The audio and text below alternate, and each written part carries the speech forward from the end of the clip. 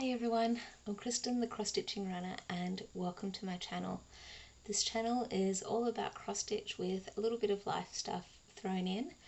Hello and welcome to all new and returning subscribers, and if by chance you've stumbled across this channel, I really hope you like what you see, and if you enjoy seeing the projects that I'm working on at the moment and you want to see how I'm progressing with those projects and potentially any new ones that I might start, definitely click on that subscribe button and click on that notification bell so you get notified of when I next upload an episode to this channel. So before I kick into everything with live updates and stitching and all the rest, I have a question for you to consider throughout this episode. And the question is, what influences your stitching? Is it something that you might listen to, or is it something that you've watched on TV or something through the internet like Flosstube, or is it something along the lines of stitching prompts or something like that? So I'm really curious about what influences your stitching, and if you're really keen to share it with me, definitely pop a message into the comments field. So let's get into it. So what I've been stitching on quite recently, or in February, it's not as recent anymore because I guess I've been doing a bit of troubleshooting to get this episode to happen. So I guess an update has been for the wattle. I've got wattle in the brain. You'll understand why I've got wattle in the brain a little bit later.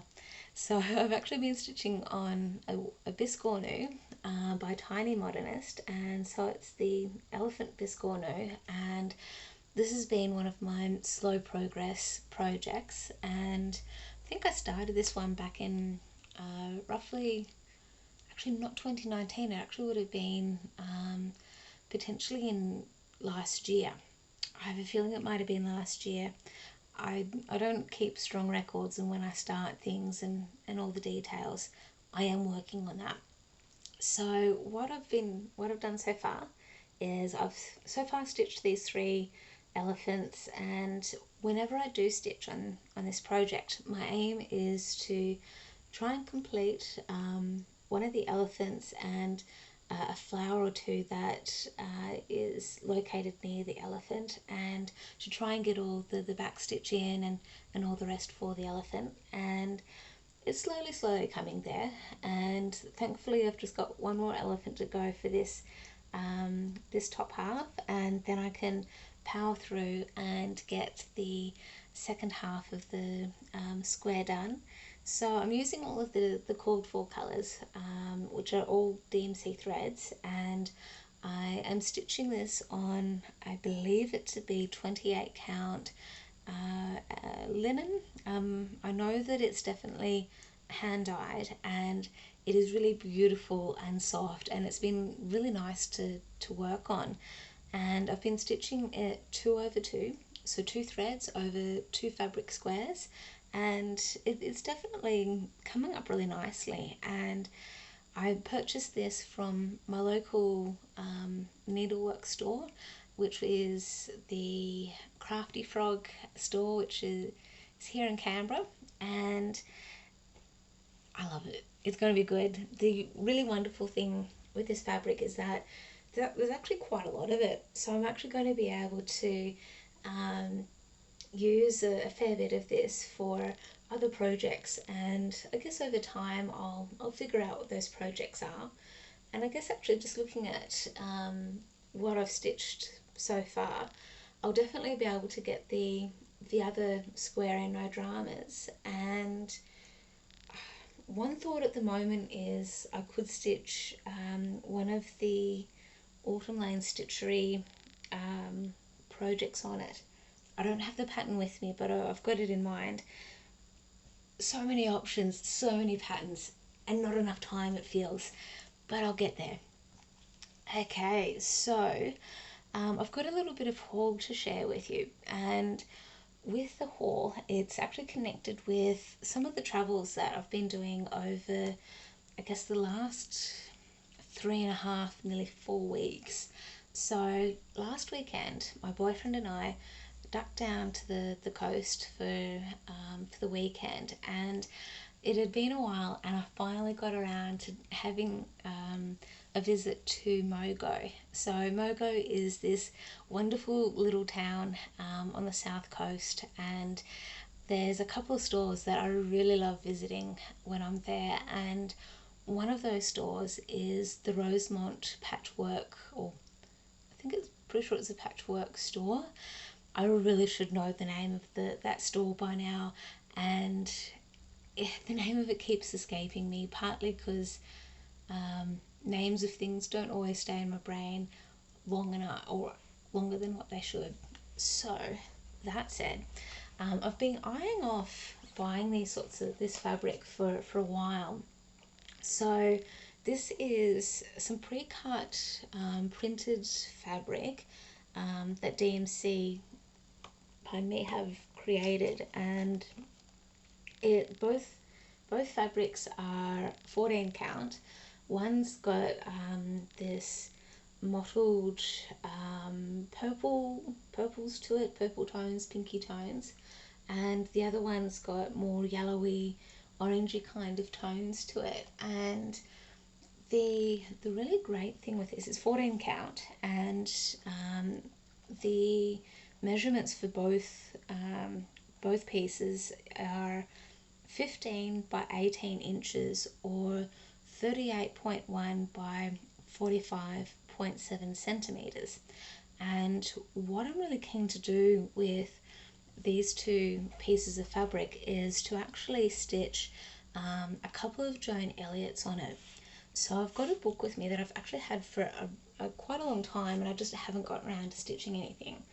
Is Fairy Enchantment, and my apologies for the reflection of the ring light in the book. So the Fairy Enchantment book I've had for, I guess, for a few years now. I can't remember the context of when and where I bought it, but I guess I've seen quite a lot of people stitching Joan Elliots, and they've stitched the Joan Elliots on some really beautiful fabric. And I guess I initially purchased the Fairy Enchantment book with my sister in mind. And when my sister and I were a bit younger and I was getting into cross stitch a bit, I had this other book that had this really nice looking fairy in it, and she said to me, look, would I be able to stitch that for her? And I said, oh look, yeah, I probably will take me a while to getting around to stitching it, because I was still fairly new to stitching on linen and higher count fabrics like the 28, 32 or anything above that, because I was very much sticking around the 14 and 18 counts of fabric. So I no longer have the book, but I did still have that memory in my head, and so I went through a phase of buying quite a lot of fairy related patterns with my sister in mind. Her tastes have changed a little bit. I think she still has some interest in fairies a little bit. However, I have my niece now, my sister's daughter, and my niece is about 15 to 18 months of age, and I don't know if she's going to be into fairies or anything like that as she gets older, but the thought is that I could perhaps stitch a couple of the Joan Elliots for my niece, or I could even just stitch it for myself and just experience the pleasure of stitching something like that for myself. And I don't know, I've got so many patterns to stitch and so many projects to work on that I'm sure that my plans will definitely change over time, and my intention of who I'm stitching it for may even change as well. So we'll have to wait and see how that goes, but I'm definitely looking forward to stitching a couple of the Joan Elliots on that beautiful fabric that I was showing you before. So the other thing that's actually been happening over the last couple of weeks as well is that I actually got to catch up with I guess two different groups of stitching groups, and this is something that I'm slowly working on becoming comfortable with, and being proactive of catching up with people to do the stitching as well. So in Canberra, we've got two groups that catch up on alternating weekends, and we've got a group that catches up in the northern half of Canberra, and then another group that catches up at the south side of Canberra.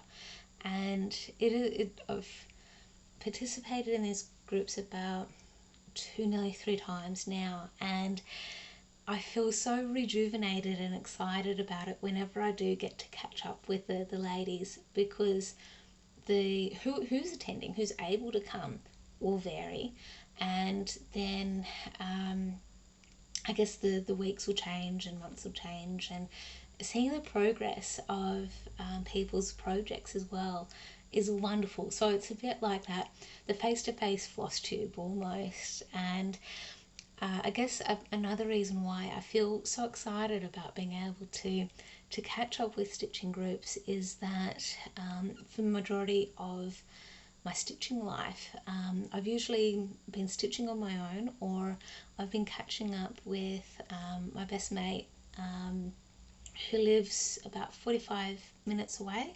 and sometimes I've been stitching with my mum as well. So I guess it's something where I haven't known properly that there have been stitching groups near me, and I guess I've heard whispers about stitching groups being around, but I've never acted on it.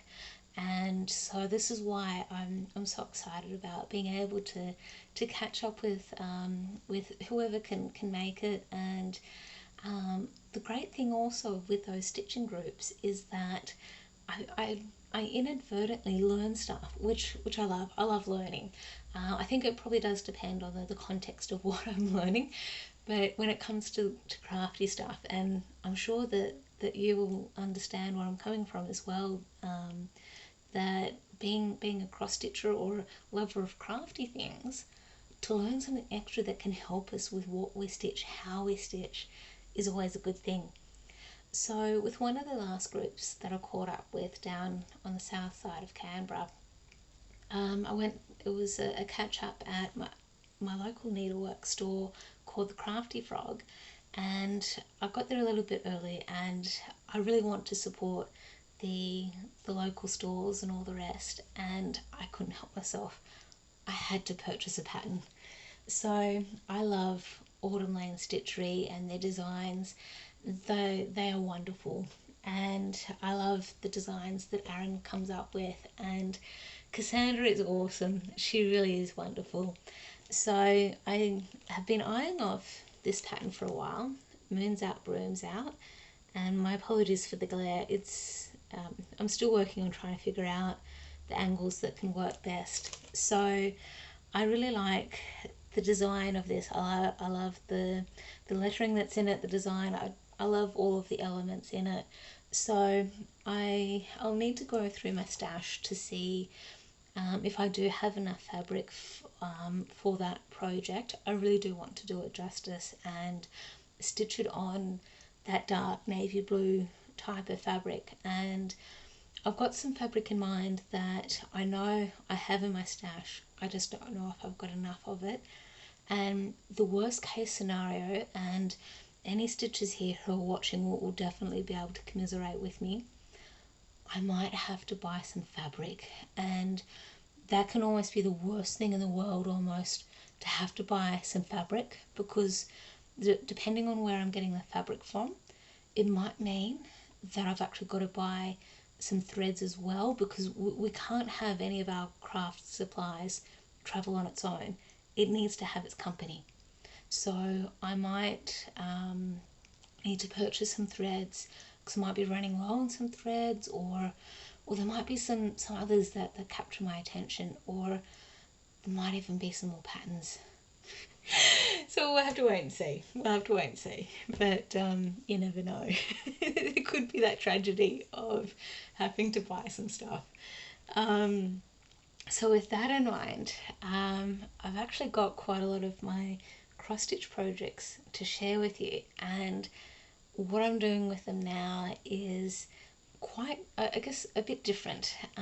Something that's different to me, a bit new, that I'm testing out, and it's actually the concept of what I'm trying to achieve here is similar to what March Madness has been like, and the Steel City Stitches and some other people I've seen on Flosstube talking a little bit about the this bracket system to work through some of their small projects to eventually achieve like a final project that hopefully gets fully finished, or if nothing else just gets finished as far as the stitching is concerned.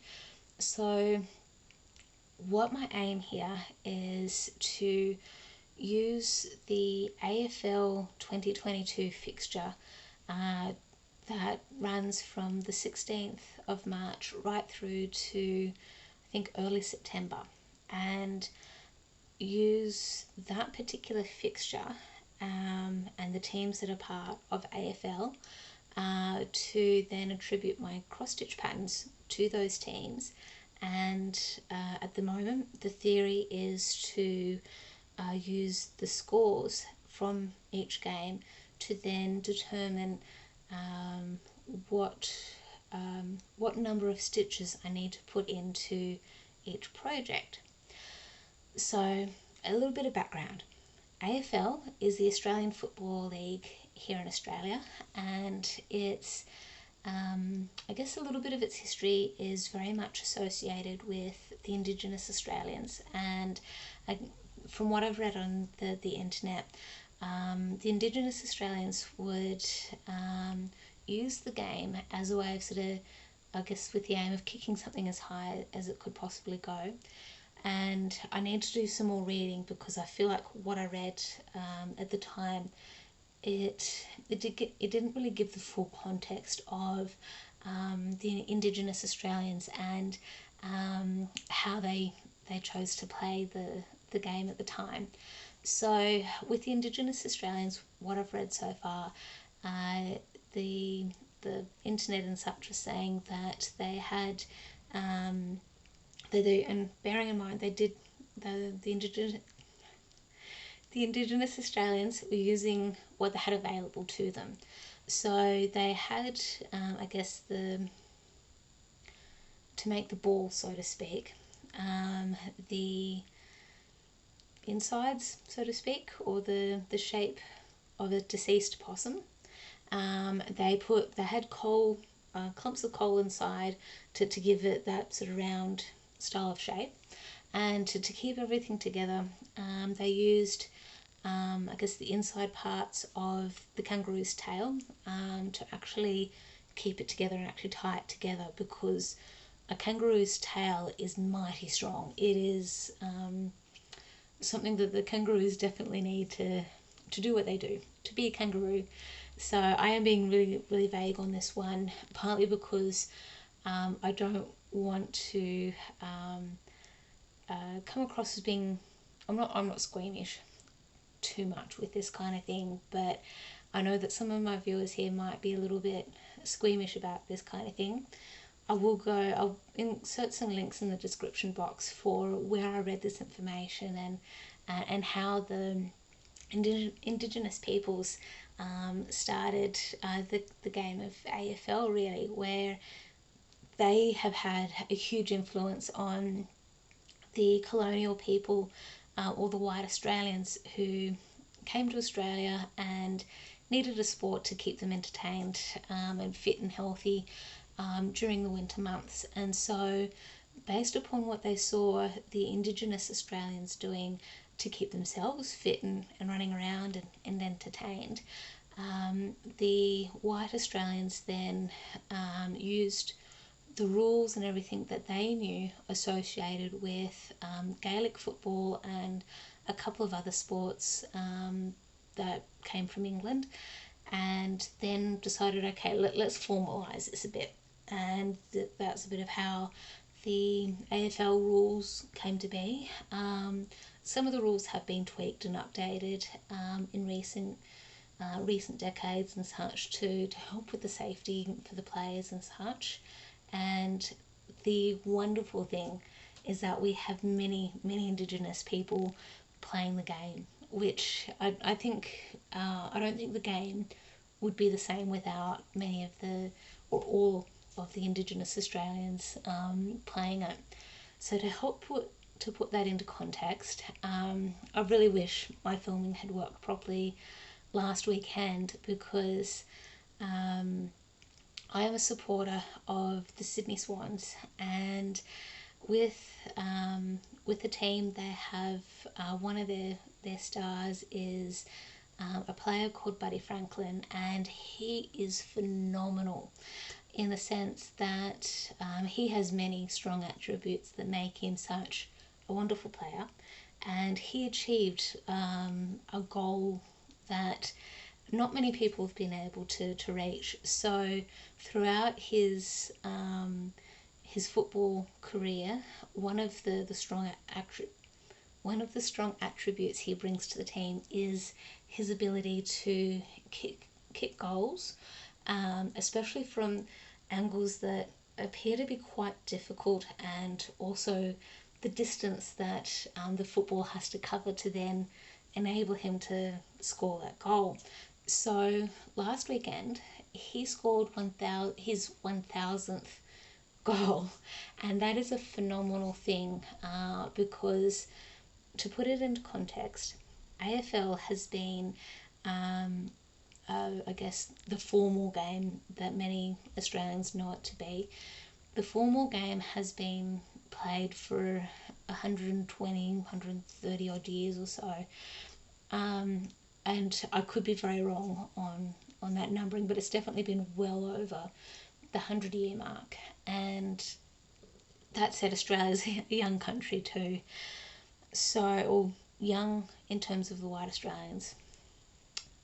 Anyway, so considering how long the formal game of AFL has been played, and the hundreds of people who have played the game over the years as well, I think there's probably about maybe 10 people, maybe.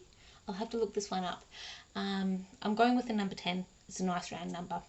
10 people at least in their careers who have been able to kick 1,000 goals or more throughout their football career in the professional league. And that's why last weekend's game was just so significant for Buddy to be able to reach that goal. And if you are curious about all of that, there's definitely some stuff on the internet out there, and it had been really exciting to watch because people had stormed friendly storming. They'd all rushed onto the ground when Buddy had kicked his 1000th goal, to congratulate him and celebrate with him such a huge milestone in his career. And it's quite odd to be talking about this because I've not fully grown up watching AFL or being a strong supporter of any particular team, or wanting to sit down and watch a game from start to end or anything like that. So this is why, coming back to our stitching, this is where it's something that I'm trying to keep going and help with the motivation a little bit as well, because I'm definitely still trying to participate in many of the other stitching challenges that are available, and I'm also trying to make sure that I don't overcommit myself to any challenges or any specific goals, because I need a little bit of that wriggle room, because life can happen where I'll on a whim say, yeah, let's go to the coast, or there'll be other things happening where I might be really, really tired from other aspects of my life with work, or needing to get the hot cross stitching website updated and needing to focus on the techie admin kind of stuff as well. So there's been quite a lot of those sorts of things that I've that can get in the way for stitching and getting things done.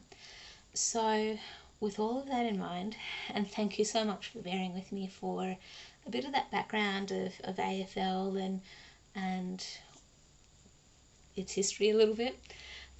So with AFL, with what I'm aiming to do is there are 24 rounds. This weekend that I'm filming, we're in our third round at the moment. So with the first round, it was my test run, so to speak, just to see how things would go. And my aim with all of this initially was for it to be time based. So in a regular game of AFL, it is played in quarters, and each quarter goes for about 20 minutes, and there's roughly a 15-minute break or so between the first and second quarter, and then a 15-minute break between the third and fourth quarter.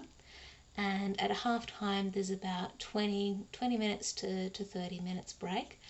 And so initially my thought was that for the first half of the game I could be stitching on one project for that 40 to 50 minutes.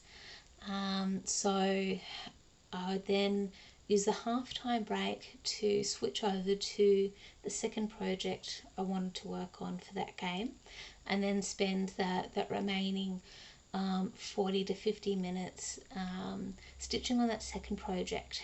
And in the planning stage of things, that sounded, yep, no problems. That sounded like I could achieve it without any worries.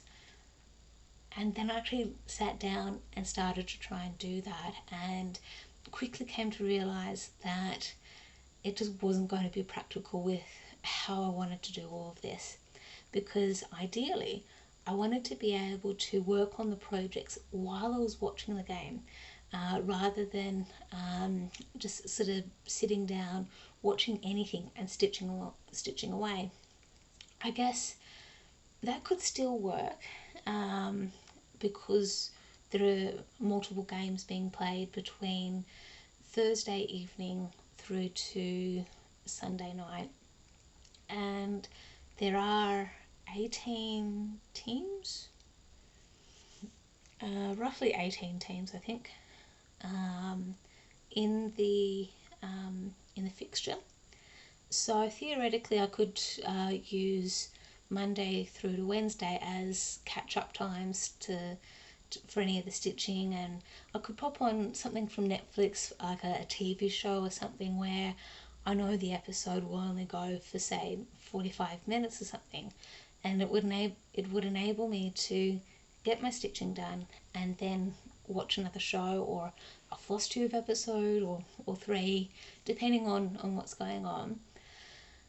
But then I'm also thinking, well, I would also need to actually catch up on some of the stitching on some of my other projects that may not fit within the prompts that I've set for each team.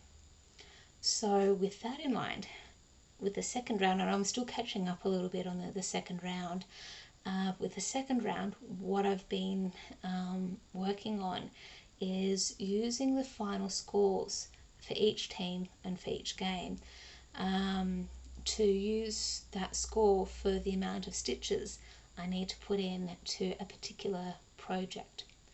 So for example, I'm just going to make sure I've got up on the screen. Just bear with me. Thanks for bearing with me. I just needed to make a few adjustments so I can share with you how my stitching is going to relate back to the AFL fixture and everything in between. Okay, so I was mentioning before about round 2 and attributing the scores from the games to the projects that I'm working on. So to help to put this into context, for the first game of round 2, I was working on Fight Like a Girl, designed by Tanya Amity, and the illustration is by Elena Zhnedkova. Yep, Cover. So Fight Like a Girl I've attributed to a team called the Western Bulldogs, and their final score for the game was 90 points.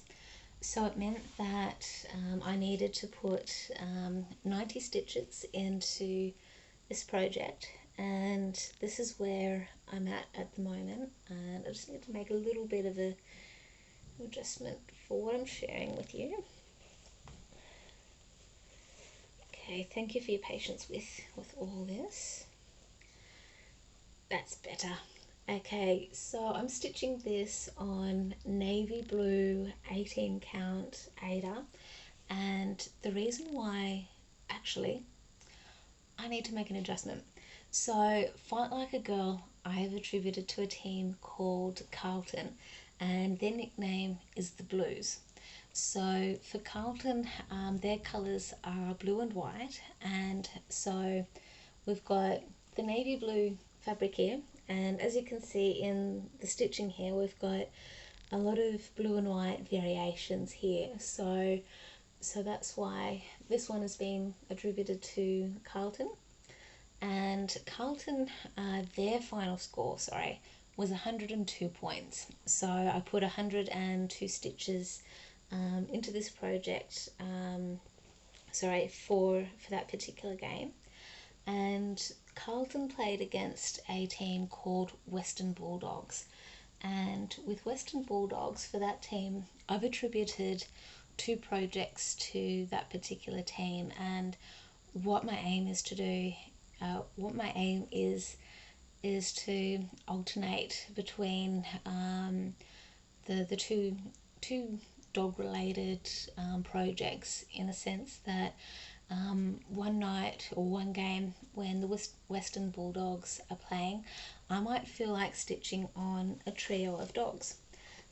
So this is I guess an anchor kit that is connected to, I think the producer is Luca S, Luca S, and I think they're based in Moldova, based on I guess the details that are on here. And this particular project is a kit, and it's been a very slow progress, and pardon me,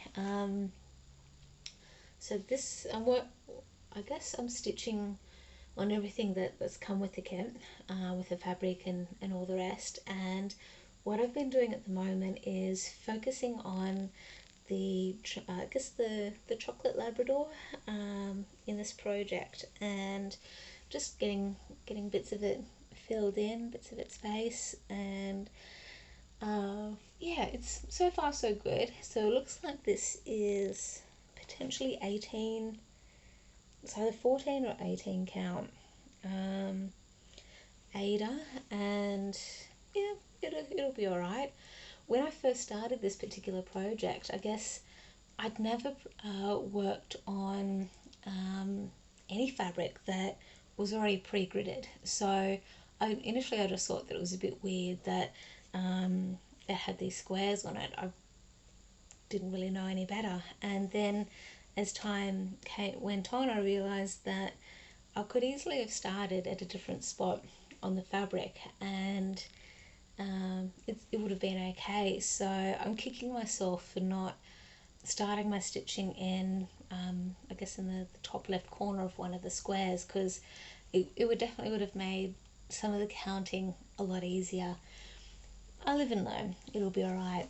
So for the Western Bulldogs, I can't remember if I put 90 stitches into this one, or if I put 90 stitches into a dictionary of dogs. So this is a Bothy threads kit, and I can't remember when I started this one. I'm thinking this one might be a good 12 to 13 years, actually less than that, perhaps 11 or 12 years of age. So I've been working on where the fishbowl is.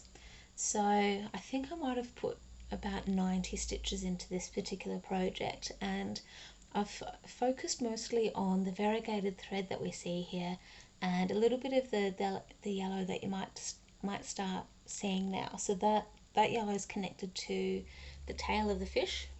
So this one's definitely 14 count. I'm using pretty much everything that came in the kit, so that one should be pretty easy to deal with. Okay, so with game 2 of round 2, we had the Sydney Swans versus the Geelong Cats. So this was the game that I was talking about before, where Buddy Franklin kicked his 1000th goal, and thankfully Swans actually won that game as well.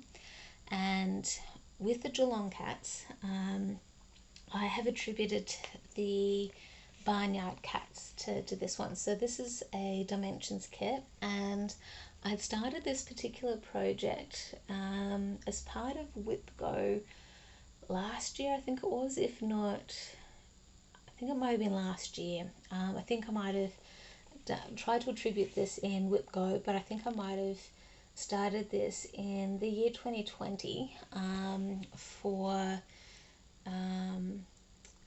Stitch Mania, perhaps.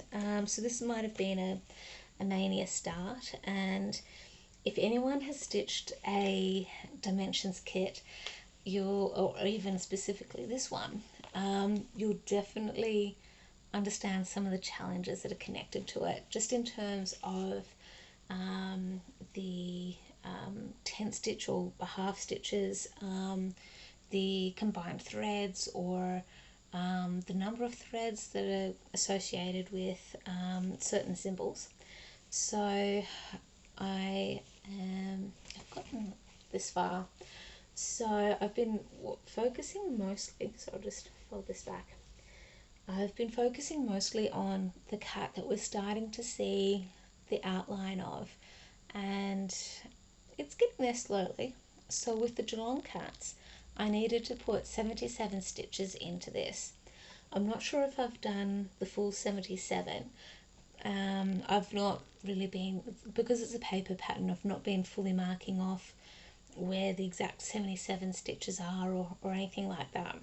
So what I did in this particular case was I watched, I think, 2 Supernatural episodes. I'm currently on season 12.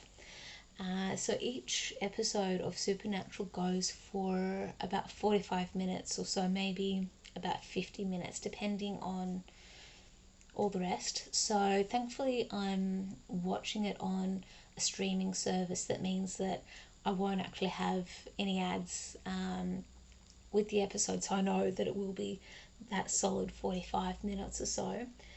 And with that in mind, so I've got a spreadsheet on my screen as well that I'm looking at and referring to, so I can tell you all these details. So with the Sydney Swans, I have attributed a project or pattern called 12 Days of Christmas. So with 12 Days of Christmas, I've got the pattern out of Ultimate Cross Stitch Christmas, and it's the volume 19 edition from 2018, and the finished project, it should look a little bit it should look a little bit like this. So this particular pattern is by Rhona Norrie. Yep, Rhona Norrie.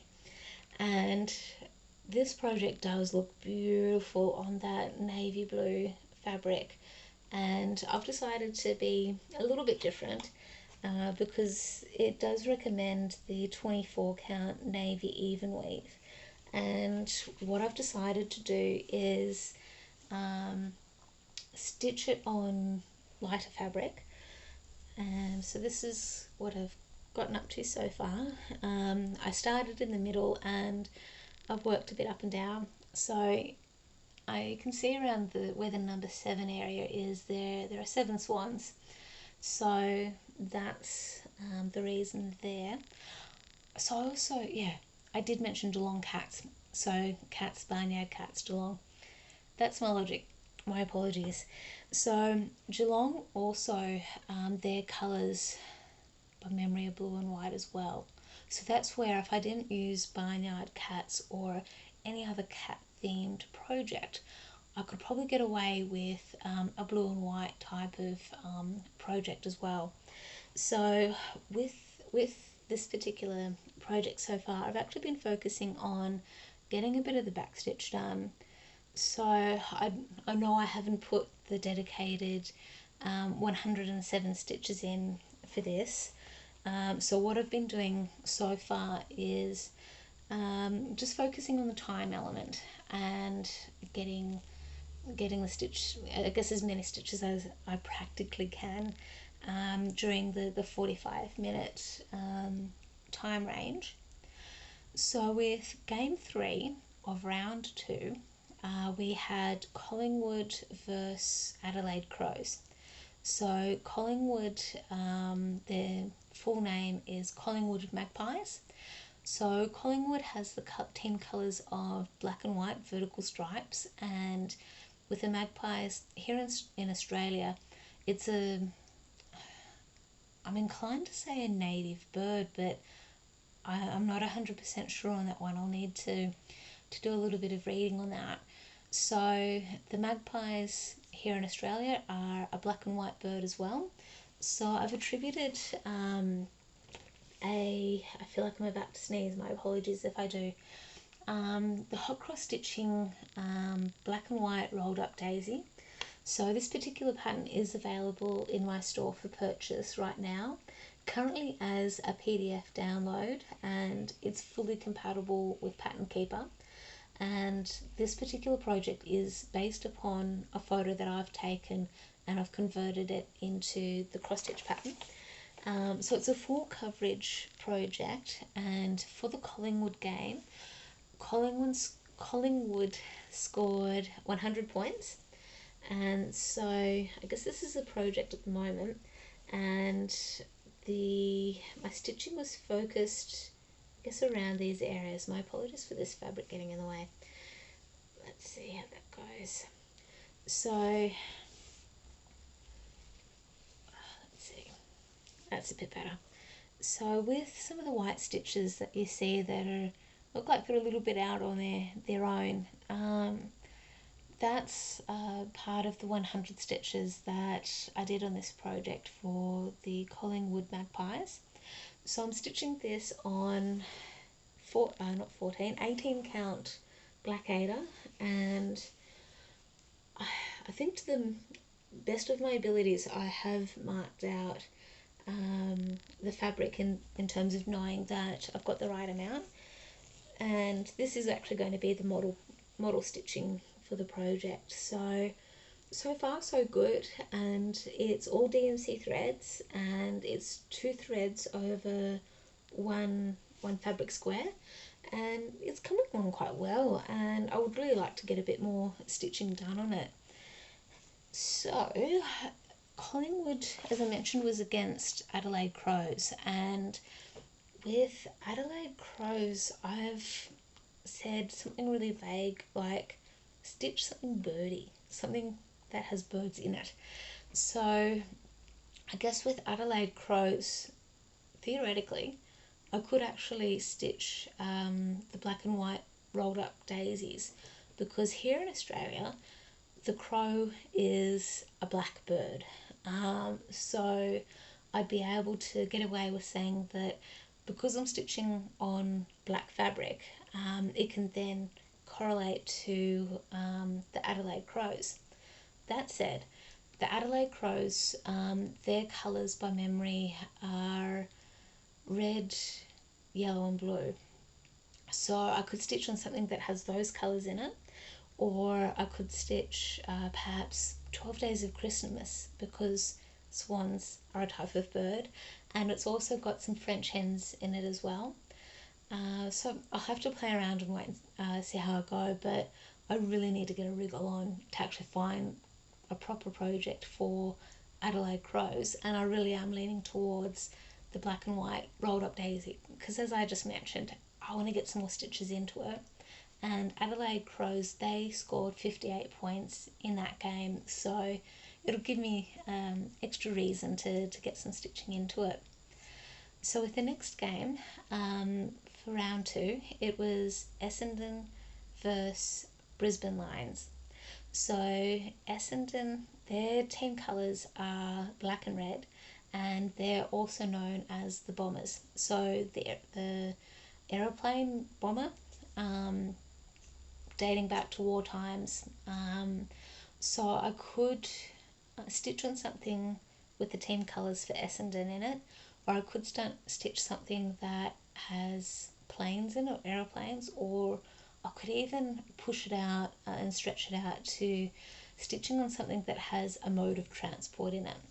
So what I've decided to do is stitch on a project that has the team colours in it, and the project is actually a free pattern that I've downloaded from the Cottage Garden Threads website.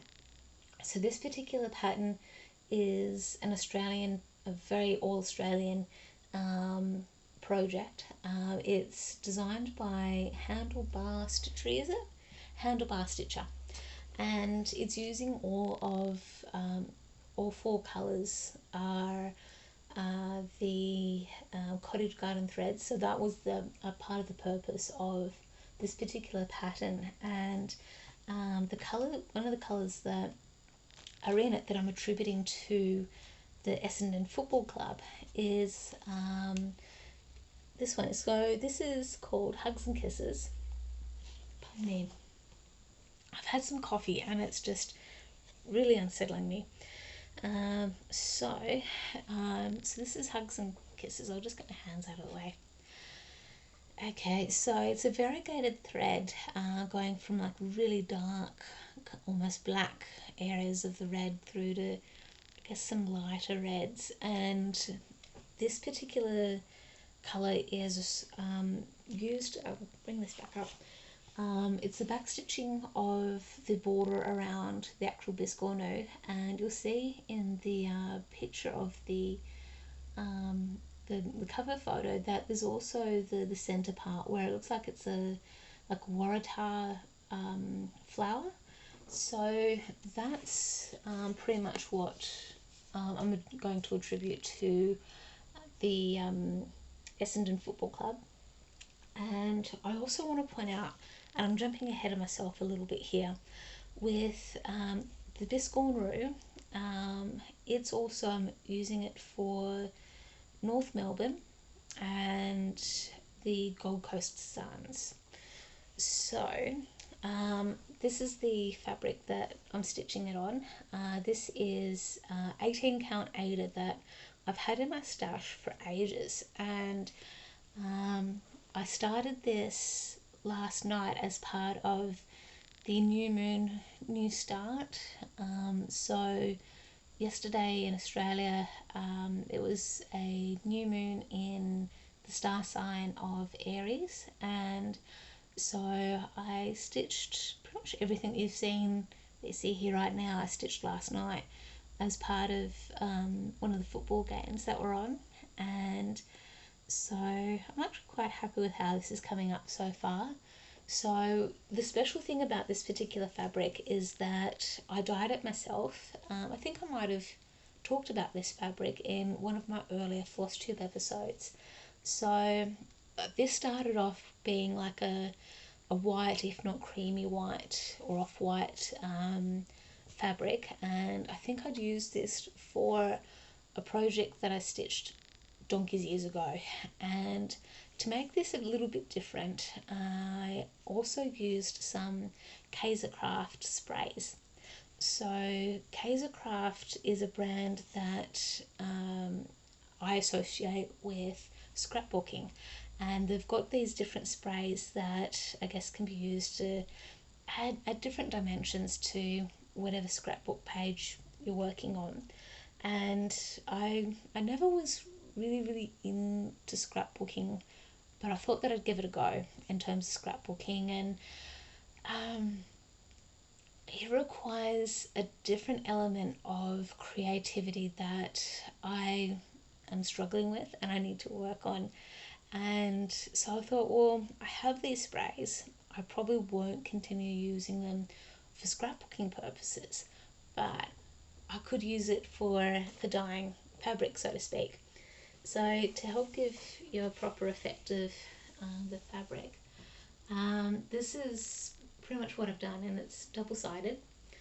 So it has pretty much the same effects. And with this I used two different sprays. One was like I think it's meant to be like an olive green colour, and I think the other one was meant to be like a lime green or a lighter green. And with both sprays they do have like a bit of glitter in it, and so I've actually found it quite interesting as far as the stitching is concerned, because especially with the yellows and such, they do tend to blend in a bit with some areas of the fabric, partly because it's been dyed yellow. So we'll have to wait and see. I really want to give this a really good crack and really good go. So we'll wait and see how things go. And I'm not really worried about the yellow blending in too much with the fabric, because this is the bottom square that I'm working on at the moment. So I'm not going to be seeing a lot of the wattle flowers that I'm stitching at the moment. The main thing that will be interesting to see is when the kangaroos are stitched and how they appear with the stitching. So what I'm doing is I'm doing most of what is required with the pattern. The pattern recommends that one strand of the floss is used for the crosses and the back stitch and such. I'm definitely doing one strand for the back stitch, and I'm using two strands for the wattle flowers. And so with the wattle flowers, I'm using Buttercup, and it's turning out really nicely. At the moment, it's not showing the darker yellow as what it actually is. I think we'll see if this helps at all. So hopefully, yeah, that does show a bit better of how true the colours could be for Buttercup. And yeah, it's going to be okay. It'll be alright. So with all that said, with the Essendon team, they scored 75 points, and I haven't actually counted how much of the backstitch I've done. I'm assuming I've done at least the minimum 75, because the dimensions for the square is I think it's 71 by 71, thereabouts. So we'll get there. It'll be all good. And I'm just going to set that aside just for the moment.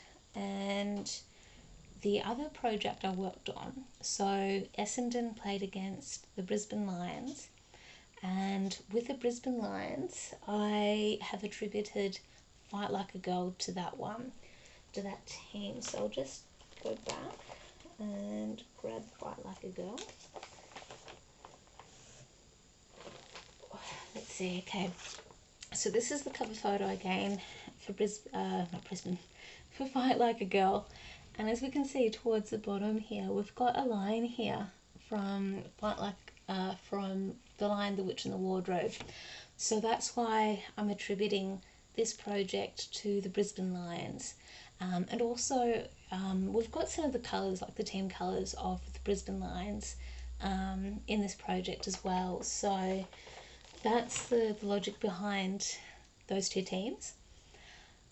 The next team, or the next game, was Port Adelaide versus Hawthorne.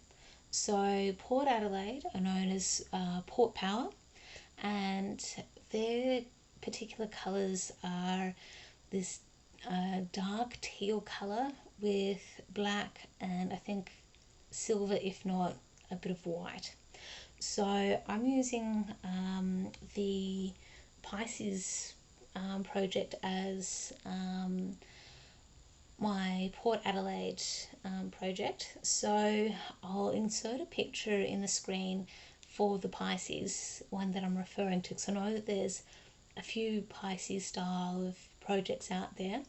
This particular Pisces one is connected with a quote that I found on the internet, and I've merged that with I guess the symbol for Pisces with the two fish and such, and it is one of those sort of sassy kind of quotes, because I can't remember the full wording off the top of my head, but you'll definitely see a mock-up of what that quote is for the project. And I guess on some days when I'm not necessarily in the greatest of moods, or it will depend on the context as well for why people might think that I'm not the friendliest or most approachable of people, that in some circumstances it just makes sense. I'm mumbling, I'm sorry, I'll move on. So this is I guess I'm attributing the teal colour for Port Adelaide for this project, and I'm just going to bring this back a bit just to see if the teal shows up a bit better. So the good thing is that this is mindless stitching, and it's really easy for me to get those stitches in. So for Port Adelaide, I needed to put in 56 stitches for it, and I definitely met that quota. And with Port Adelaide, they were playing against the Hawthorne Hawks, and so I struggled a bit to find a project for the Hawthorne Hawks, because I really wanted to use a variegated thread for that. And I'm just going to pause for a moment and find that thread, because it will make a lot of sense. So this is the DMC variegated thread that always makes me think of the Hawthorne Hawks. So this is very, very similar to their team colours, and I do remember seeing, I guess off and on over time, some bookmarks or some cross-stitch pictures that are connected to the Hawthorne Hawks that I finally got round and purchasing from an Australian online store called OzStitch, and I'll put their website details in the description box, and also insert a picture of the pattern that I've purchased from them as well. And it's a PDF that's downloadable, and I'll possibly print off or at least insert into Pattern Keeper. I'll probably put it into Pattern Keeper because it'll just be easier for me to keep track of the stitches that I've done so far for it. So I haven't actually done anything connected to Hawthorne yet, so I've really got to get a move on for that. And I'll probably just use some fabric that I've got in my stash for it, because I've thankfully got quite a lot of scraps and all the rest. I just don't have the heart to throw out that kind of stuff. Sorry, coffee is just bugging me at the moment. So for Hawthorne, I need to put in 120 stitches for that, so that will get some pretty good progress done for the that project that you've seen the picture of. And what I'll probably need to do is double check the details of it in terms of how many stitches are in it, because there's a pretty good chance that I might actually end up finishing that project before the end of the season, I guess, depending a little bit on how much of a brilliant season Hawthorne have. And I guess I've got not a kinship, so if I didn't support Sydney Swans, I would probably barrack a little bit for Hawthorne and a little bit for Richmond. So Hawthorne is the team that my pop supports, and both of my grandparents on mum's side, they were born in Victoria, and they grew up with AFL in terms of like I guess the culture that that's in Victoria around AFL and such. So yeah, that's that. Okay, so the next game that was in round 2 was the Gold Coast Suns versus the Melbourne Demons. So it took me a little while to actually figure out what project I wanted to assign to the Gold Coast Suns, because I had a few different like really vague ideas, and those really vague ideas just didn't quite suit or settle with me. So that's where I wanted to assign the Biscornroo to the Gold Coast Suns because of the yellows. So, and also I guess a bit to do with the fabric and such as well. So I've seen the fabric, and we've got the buttercup for the Suns. So I wanted to do something bright, cheery, something sunny. And I guess also the Gold Coast team, and I guess geographically speaking as well, the Gold Coast is based up in Queensland, and the Gold Coast is actually one of the tourist hubs for Queensland, let alone for Australia. So as at least as far as Australians are concerned, when winter hits the southern states, we tend to navigate up to or migrate up to Queensland, and for many people they migrate up to the Gold Coast because the temperatures that happen in the Gold Coast are nice and comfortable. It's not too hot, it's not too cold. The temperatures overnight can get coolish, and they've occasionally been known to get down to 0 degrees Celsius or even a touch below, which is quite strange in my head at least, for the Gold Coast. So that's especially when you compare the Gold Coast to other areas of Australia, where in the southern states we get minus temperatures like frosts and it gets cold, and it does snow in some parts of Australia as well. So I guess the Gold Coast, it could be similar, not quite to Florida, or I guess you could almost California maybe. So I guess I'm sort of thinking of some of the other areas of the world and a little bit of America for where for what the Gold Coast could be likened to as far as the temperatures and comfort levels are concerned.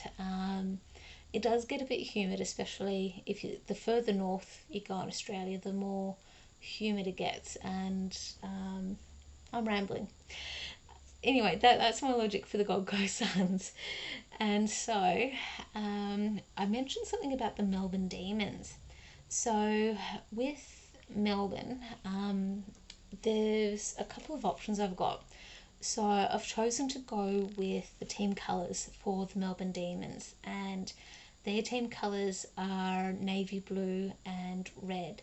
So again, I'm using Fight Like a Girl for the Melbourne Demons because of the navy blue fabric that you've seen a couple of times now, and the threads that are in that particular project as well sort of work well for that particular team. So for the Gold Coast Suns, I need to get 69 stitches in, and for Fight Like a Girl, I had to get 82 stitches in, and I definitely achieved that. So the next game is North Melbourne versus West Coast Eagles. Okay, so North Melbourne, the animal that's attributed to the North Melbourne team is kangaroos. So that's where I've got the Biscornroo connected to that particular team, and I need to get 74 stitches done for that particular project. And I guess if I use the wattle component as well, I could say that I've got the 74 stitches done, but I'm going to say no, I haven't gotten that 74 done yet, but my aim is to get that done by Sunday, because my aim for this weekend is to get a bundle of stitching done. The weather today and tomorrow is uncomfortable for Canberra. We're in that transition stage of autumn getting into winter a little bit, where we're just starting to get into autumn in terms of the colder temperatures. So with the West Coast Eagles, I'm struggling a little bit with this particular project. So the West Coast Eagles are connected to Western Australia. So, and as their name suggests, eagles, I have suggested that I could do something birdie, but hawks. I had thought just for a moment maybe Hawthorne hawks in that project, but no, it just couldn't work. So yeah, West Coast Eagles. I'll probably assign not like a gum the 12 Days of Christmas to it, because we've got the swans in it, and then we've also got French hens. So it's something birdie. I could do something connected to the team colours for the West Coast Eagles. I'm just clicking on a different tab to remind myself what West Coast colours are. Where are we? Okay, so with West Coast Eagles, I could stitch something that's got blue, white and yellow in it. So that could be Fight Like a Girl, and it could be 12 Days of Christmas. I have assigned 12 Days of Christmas to it, so looks like I'm doing 12 Days of Christmas. It's all good. So I've got my microphone in front of a part of my screen. Okay, so for West Coast Eagles, I need to put 59 stitches into 12 Days of Christmas. I've really got to get a wriggle on, because I haven't done enough stitching yet, and we're about halfway through round 3. Oh, this is gonna hurt. Okay, so the second last game for round 2. The Richmond Tigers versus the GWS Giants. Okay, so thankfully I have a dedicated pattern. Okay, so for Richmond, I'm assigning Water Tiger 2. This is a Kustom Krafts pattern, and it's designed by Diana Lair, and the artwork is by J.W. Baker. The copyright for this is 2004, so I can't quite remember if I did buy this around 2004 or 2005, and if I have, then it means that this particular project is a minimum of 15 years old. This is, I guess, how the project is at the moment, and I have got a bundle of it done already, and what I'm focusing on at the moment is, I guess, this side of the tiger and filling it in, and I have gotten 109 stitches done. Well, I guess not specifically 109. I've definitely done a minimum of 45 minutes on the project. So I do remember stitching on this when I was watching a Supernatural episode. And my nan supports the Richmond Tigers, and also my best mate who I do stitching with, she really loves tigers as well. And so, as a bit of background and context for why I haven't stitched the eyes yet, my best mate, she stitched a project called the Blue Eye Tiger, and I'll see if I can insert a picture for it, if I find it and remember. It was a stunning project. She finished it many moons ago. So this was, I think she finished that project 15 years ago, maybe a touch less.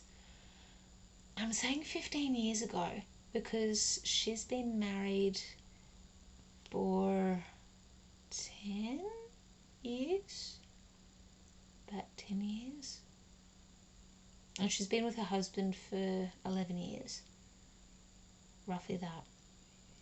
I think it's been a bit over 11 years. So with that in mind, my aim, and I've got a lot of stitching to do, my aim is to get this done for my friend's 40th, and she's turning 40 next year in October. My friend also doesn't watch Flosstube, so she's not going to know that I've said this. She's not going to know that I am working on this for her again. And she also hates birthdays, so I'm sure everything will work out in terms of me talking about her and her birthday and all the rest in between. So this is going to look really nice when it's done. I'm stitching this on, I think this is 18 count. I guess because of how old this project is and how long I've had the fabric for. So I bought this fabric from the Mittagong Victoria House needlecraft store.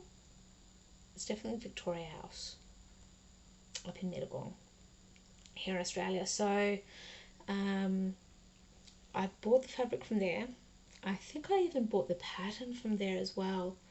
And yeah, it's all good. So it's DMC thread, all the called for colours, 2 threads over 1 fabric square, and because of how old this project is, when I do look closely at it, and I think a part of it is a slight change in my stitching style, or being more aware of how I'm stitching, the way these crosses are, it gives texture, if nothing else. It gives texture to the project.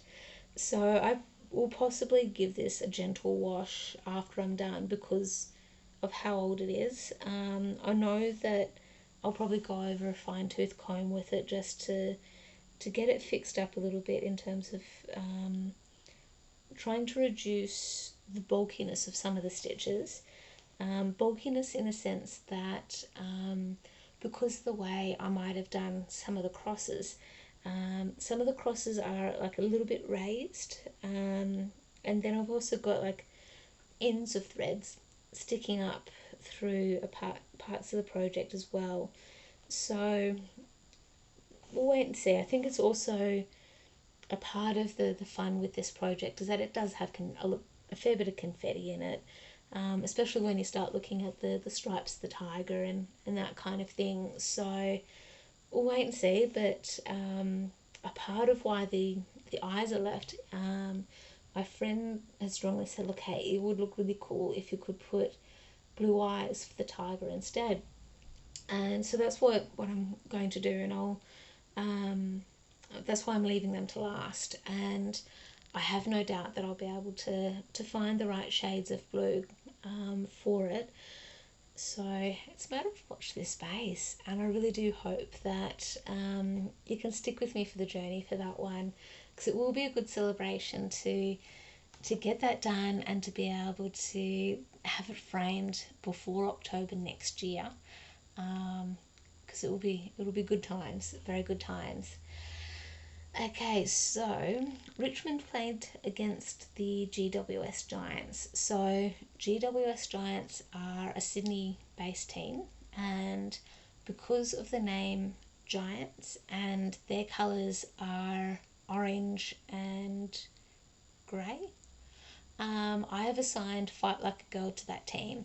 So I know I've definitely gotten 73 stitches completed with that project, because what I've done for round 2 is for all of the teams that I've assigned Fight Like a Girl to, I combined the total of their scores to one total number, and so I had to get 281 stitches done on Fight Like a Girl, and I got that done last week on Sunday morning. I'm just thinking back a little bit. My apologies for sounding really vague for that one. So it was Sunday morning when I was at the coast before we came back here to Canberra. And so that's all good. And the last team that I'm still working on, so the last game for round 2 was the Fremantle Dockers versus the St Kilda Saints. Okay, so for Fremantle, their team colours are predominantly purple, and Dockers, they've got, I guess, the symbol of like an anchor from sailing boats, that kind of thing. So Fremantle Dockers, Fremantle are Perth, Western Australia, and with Perth, with the Fremantle Dockers being purple, hopefully you recognise the fabric here if you've been part of the channel for a while. Dewdrop Daisy. Okay, so this is the cover sheet for Dewdrop Daisy. This is a hot cross stitching design, and this particular pattern is available on the Hot Cross Stitching website now for purchase, and it's a PDF download, and it is fully compatible with Pattern Keeper. And I'm stitching the model for this particular project, and this particular project, it does suggest 24 count even weave, and each to their own for what you want. So I guess you can see that there are some purples for the center of the flower, and I'm actually stitching this on I think this is 28 count linen, and I'm choosing to stitch this 2/2, and I'm gonna run out of fabric for this. So again, it's a model, you'll get the picture of it, it'll be okay. And this is also one of my focus pieces for this year, to try and get 22,000 stitches in for the year 2022. And this is connected to the Full Coverage Fanatics Facebook group. So I'm just going to move back a bit so you can see the full effect. Okay, so this is the project. This is what I've gotten done so far. So I'm focusing at the moment on the petals on the side where you can sort of see my fingers wriggling this side here, and just fold this over a little bit. Okay, so I'm focusing on some of the darker oranges that we see right now for the project, and just trying to get some of the petals there filled in. So what my aim is to try and I guess head around and get some of the petals towards the bottom of the project done, just so I can get a bit of an idea of how much of the pattern is actually going to get cut off as part of the stitching, and how much fabric I've attributed to the pattern. And I think initially when I decided to start working on the fabric, I had made a decision initially thinking that I'd have enough fabric for 2/2, and I probably should have done stitched 1/1, and then it would have been fine. So I guess that's probably some of the challenges that I'm just learning as part of stitching my own patterns. And what I love is that as time has gone on, my stitches have gotten a lot better on this project. So what I'm finding, and I guess as time goes on, I'll perhaps fiddle around with the pattern a little bit to see if I need to make any adjustments to get the dewdrops to stand out, pardon me, a little bit more on the pattern. So to help put into context, I guess from a distance we can see the dewdrops a little bit, and it's only if I look closely at the pattern that, or the project as it's stitched, that we don't get to see the dewdrops as much. So I'll have to wait and see. It might be a little bit of fiddling as part of developing the projects and developing the patterns, to make sure that they really are a true representation of the photo. So this is all DMC thread, and if you do want to stitch this particular pattern or project, you've got a few options where you could choose to ignore the background and just stitch the petals and the flower, or you could even do half stitch or 10th stitch for the green in the background. So yeah, so many wonderful options for the project on this one. So I guess with the team called St Kilda, I haven't attributed a particular pattern as yet to St Kilda, and I guess my initial line of thinking was to stitch something that's got religious undertones to it, and I guess 12 Days of Christmas could be associated with it because of saints and that kind of thing. Or I could stitch something that has the team colours in it. So for St Kilda, they've got red, white and black as part of the team colours. And we do, like as we've seen with this particular episode today, we've got quite a lot of projects to choose from. And at the moment, none of them are dropping out to say, hey, apply that project to St Kilda. So what I'm thinking is that St Kilda is a Victorian, if not Melbourne-based team. So St Kilda is a suburb of Melbourne. So I do have a model stitch that I've just started working on, where I could attribute that to St Kilda, because the pattern that I'm starting for the model stitching of is based upon a trip that I did to Melbourne, and one of the locations or things that I saw in Melbourne. It's a very Melbourne thing. So that's probably where I'm sort of leaning towards stitching for St Kilda. It doesn't really have any of the colours of the St Kilda team, but it is a Melbourne thing, if it makes sense. So that's where I would need to get 65 stitches done on the model stitch I'm being really vague about. I definitely got 55 stitches done for Fremantle on Dewdrop Daisy. So with that in mind, I've probably done more stitching than what I'm giving myself credit for, and I still have a fair bit to go, but I have no doubt that I'll get it done, and it's going to be good. And I love it when the weather at the moment is feeling cool. It's very much overcast right now. It did try raining very lightly for, I guess, a couple of hours, so I don't feel so bad about staying inside. And today for me is a pajama day. This isn't a pajama top, this pinky top, but it's pajama day. It's one of those sort of days where it's not work gear, it's not go to the gym kind of gear, it's not track pants or anything like that. It is one of those really bummy, lazy days kind of clothing, and it's comfortable, it's good.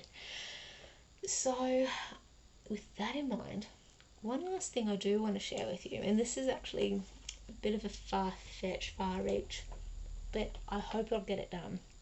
So with the AFL, with the way the fixture is, and I guess with the way they do the football broadly speaking, AFL, they do they have some special rounds where, and they have this for some of the other football codes here in Australia as well, where they acknowledge, for example, the Indigenous peoples in Australia and their contributions to the game from past, or their past contributions. their current contributions and what they'll be able to contribute into the future. So they've got an Indigenous round, and that's where Biscornroo I'll probably end up stitching on regardless of who's playing who, and I think the scores will have a factor into how much I need to get done on that particular pattern, and theoretically I'll probably end up getting very close to finishing Biscornroo. I'm not sure when the Indigenous round will happen this year, but one of the really special things that I absolutely love about the Indigenous round is that I love hearing the Indigenous languages when they do the Welcome to Country at the start of each game.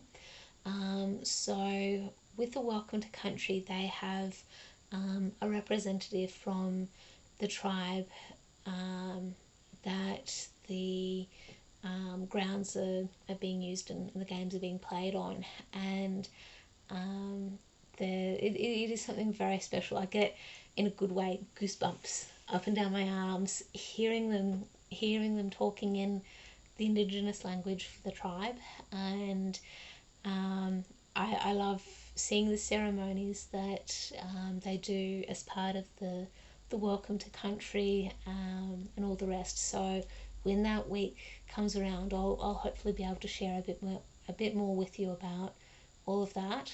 And another special week that happens during AFL, and I'll be able to share the project with you when that week comes around. They also have Pride Week.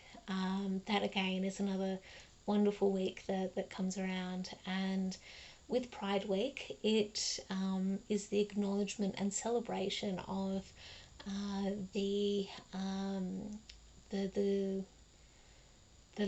gay, lesbian, the LGBTQI and non-binary people. So it's acknowledging that community and their contributions to the AFL, and I guess more broadly just acknowledging that community and I guess the challenges they have had, currently have, and unfortunately will continue to have.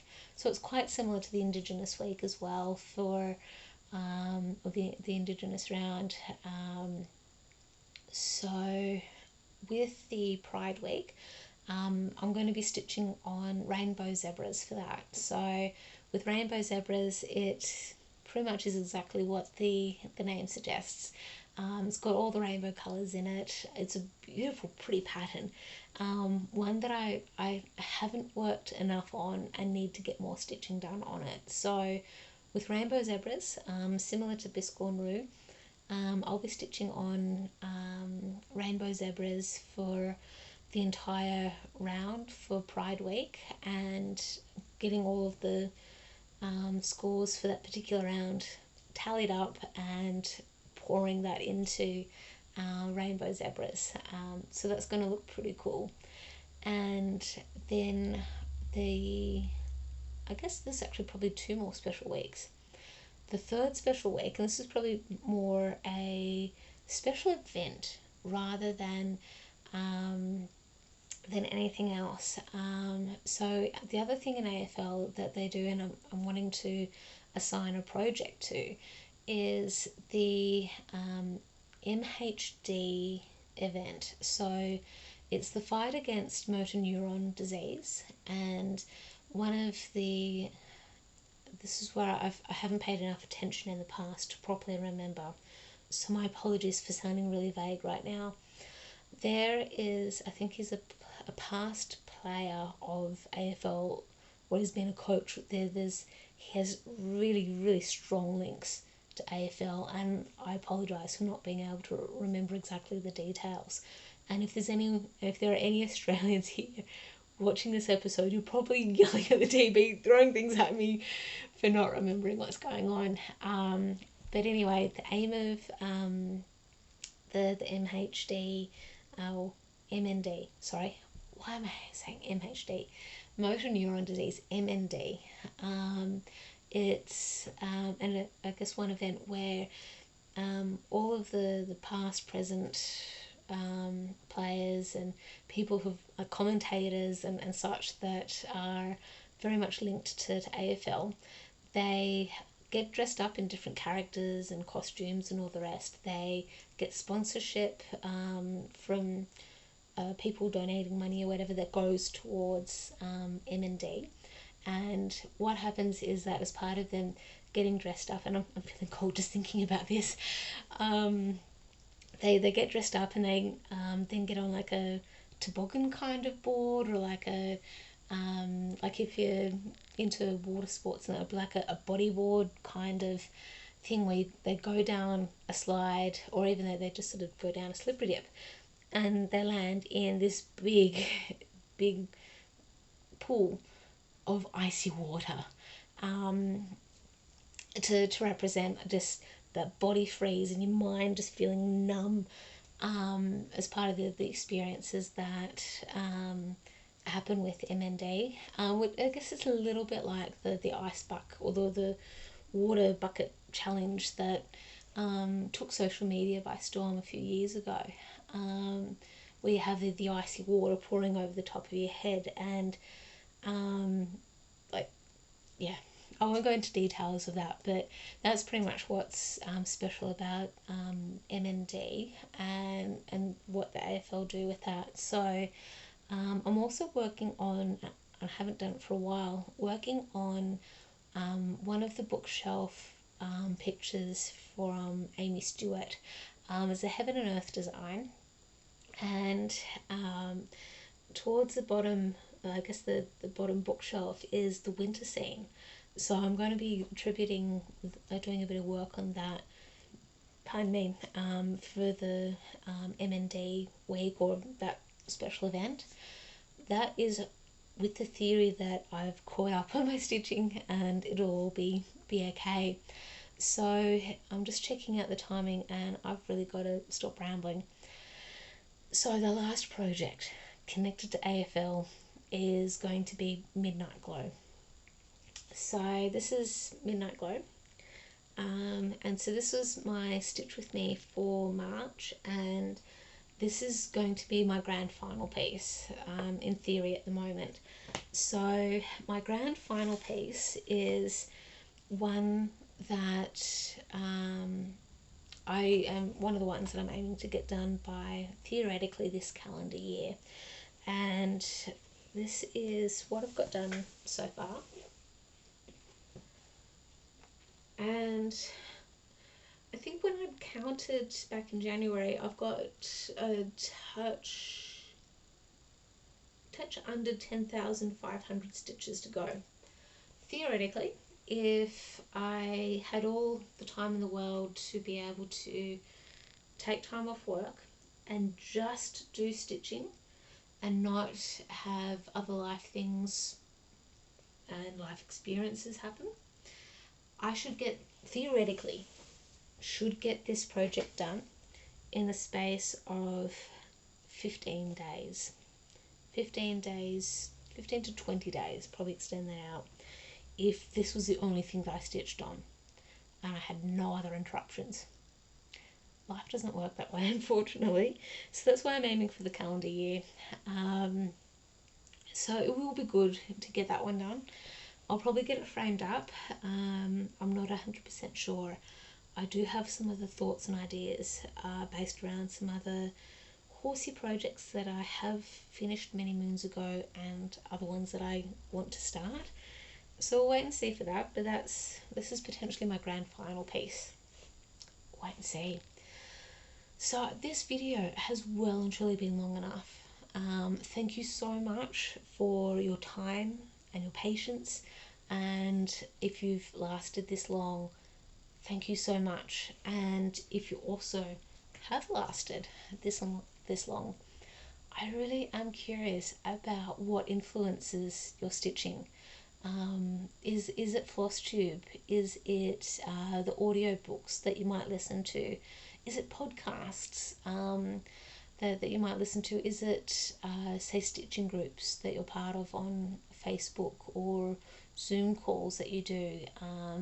For example, are you part of Full Coverage Fanatics, and do you do a lot of the challenges that are connected to them, or stitch-alongs or sales, that kind of thing? So I would love to hear what influences your stitching, and please put a comment below and let me know what influences your stitching.